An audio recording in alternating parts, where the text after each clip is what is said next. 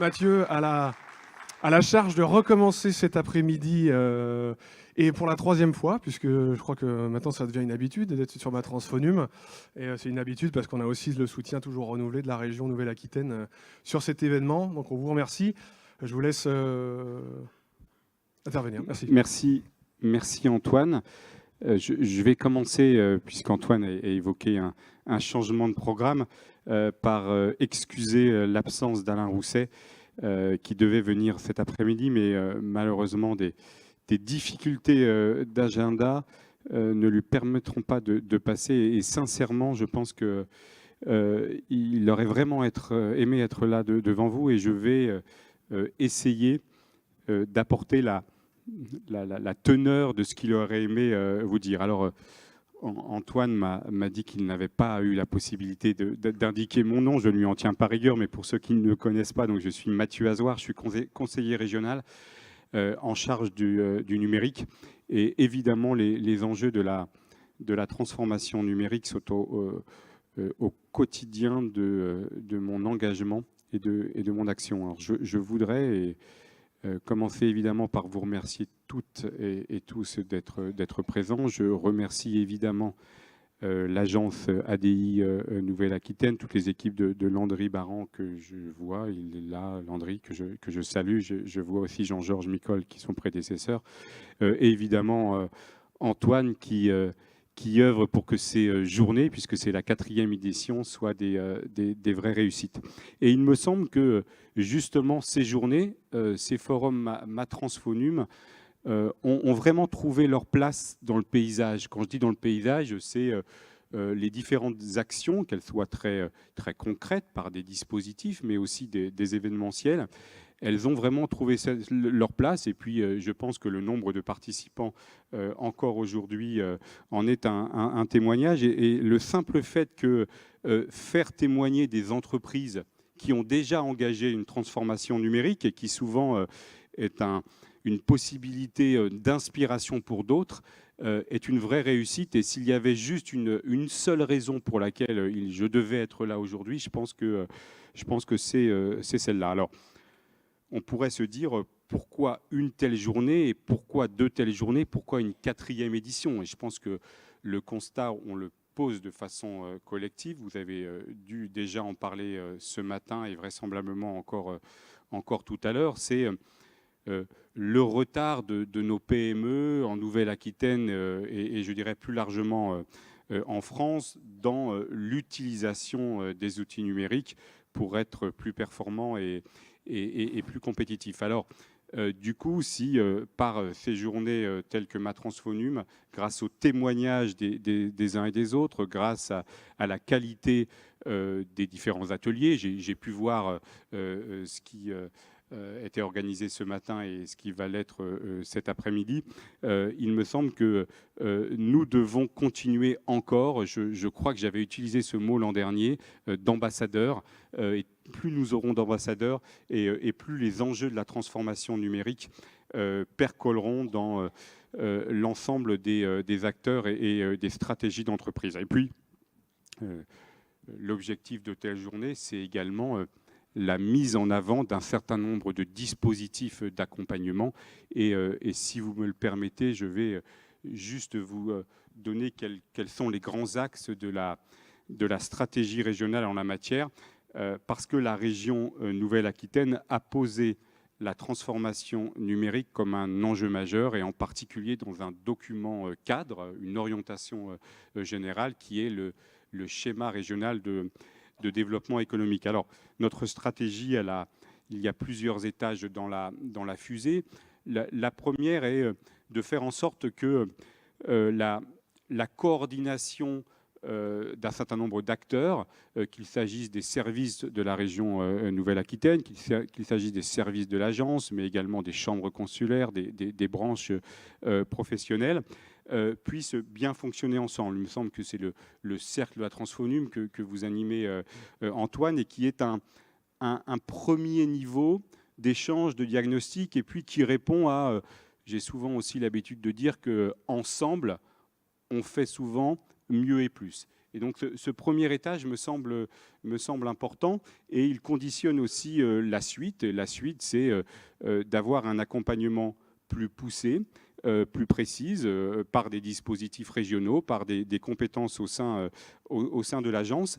Et puis, parce que je pense que c'est un moment important de la journée, c'est ce qui va nous être présenté ensuite, juste après mon intervention, c'est la plateforme de transformation numérique qui a pour objectif de mettre en relation des experts de la transformation numérique avec des entreprises qui ont le besoin. Alors pourquoi je dis que ça me semble important? Parce que je suis convaincu que c'est une brique supplémentaire dans le panel existant aujourd'hui, parce que je rencontre souvent des chefs d'entreprise qui ont bien conscience de la nécessité d'engager une démarche de la transformation numérique. Et puis, je dirais surtout, en regard de ça, j'ai vraiment la conviction qu'en région, on a des experts, des offreurs de solutions qui sont nombreux, qui ont un vrai savoir-faire et qui, du coup, ne demandent qu'à être mis en relation avec ces besoins d'entrepreneurs. Donc, c'est un projet, une ambition qu'on porte depuis plusieurs semaines. Et moi, je suis vraiment satisfait que cet après-midi, cette plateforme soit présentée et qu'elle puisse rentrer dans une démarche, une dimension maintenant d'efficacité. Je mettrai aussi en avant, mais vous l'avez peut-être déjà fait ce matin, une action que le Conseil régional a engagée il y a quelques semaines, c'est la mise en œuvre de 100 diagnostics transformation numérique ciblés sur 100 PME de la région Nouvelle-Aquitaine. Il se trouve que la semaine dernière, on est venu me présenter les résultats des 30 premiers ou des 50 premiers, j'ai un doute, Yann, 30, 50 30, les 30 premiers diagnostics. Et il y a quelques éléments qui me semblent intéressants et que je souhaitais vous partager. Des choses qui relèvent plus d'une dimension politique, comme le fait que 2/3 des chefs d'entreprise qui ont été accompagnés ont budgété réellement des fonds pour la transformation numérique, que par exemple 1/3 de ces chefs d'entreprise ont déjà ciblé, nommé, désigné des responsables de la transformation numérique et qu'un autre tiers pense déjà à le faire. Il y a d'autres indicateurs qui peuvent être vus dans un sens ou dans l'autre, le verre à moitié vide ou à moitié plein, ça dépend comment on le prend. C'est l'indicateur qui montre que 50% de ces chefs d'entreprise ne sont jamais venus à un événement du numérique comme celui-là. On peut considérer que globalement, ce n'est pas terrible, mais en même temps, par rapport au nombre d'entreprises, on peut se dire finalement, c'est pas mal et que nos événements sont attractifs. Je pourrais citer le fait que Excel reste l'outil principal dans la relation client, donc on a quelques marges de progrès. Et le dernier indicateur qui me semble là, pour le coup, peut-être plus important pour nous, Conseil régional, sur ce que nous allons faire sur la suite, c'est que la quasi-totalité des chefs d'entreprise, très exactement 97% de ceux qui ont été accompagnés dans le cadre de ces diagnostics, ont bien conscience que l'enjeu de la cybersécurité est fondamental. 97%, mais uniquement 20% de ces chefs d'entreprise ont déjà mis en œuvre des actions concrètes. Donc c'est à partir de ces premiers résultats que nous allons essayer de continuer à bâtir et à capitaliser. Alors, capitaliser, c'est quoi pour nous, Conseil régional? Globalement, c'est poursuivre et accélérer. Je parlais de ces diagnostics. Pourquoi je dis accélérer? Parce que il me semblerait relativement incohérent de s'arrêter au milieu du gué et de dire nous avons accompagné par des diagnostics 100 entreprises, 100 PME de la Nouvelle-Aquitaine et s'arrêter là.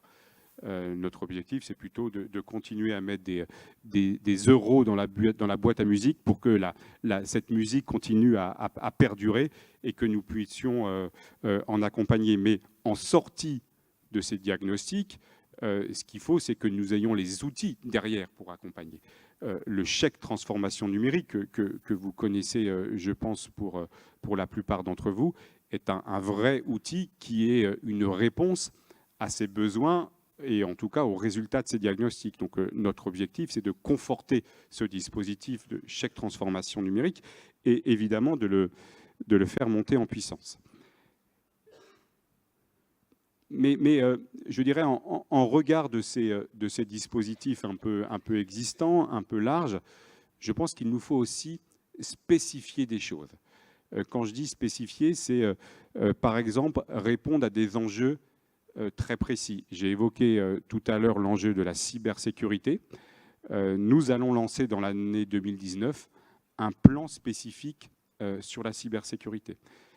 Un autre enjeu est également celui de la responsabilité sociale et environnementale. Donc nous allons également mettre le paquet dès lors qu'une entreprise viendra nous voir avec cet enjeu-là mis en premier ordre de priorité. Et puis,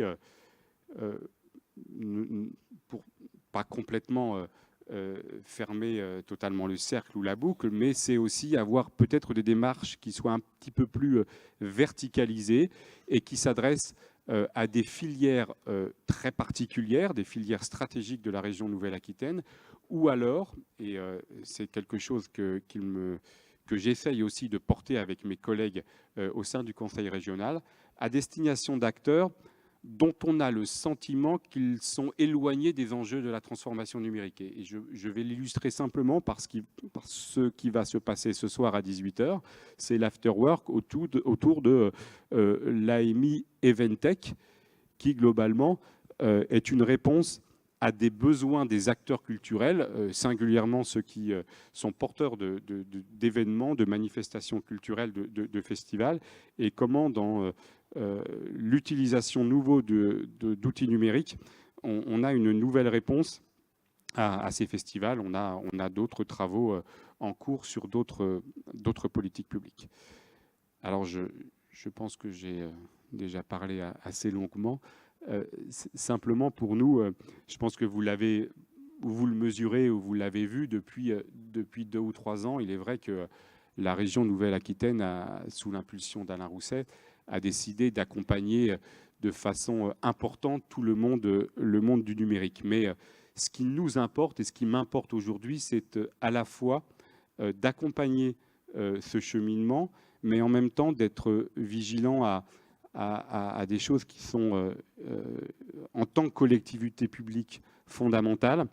C'est faire en sorte que cette évolution se fasse de manière éthique et sécurisée.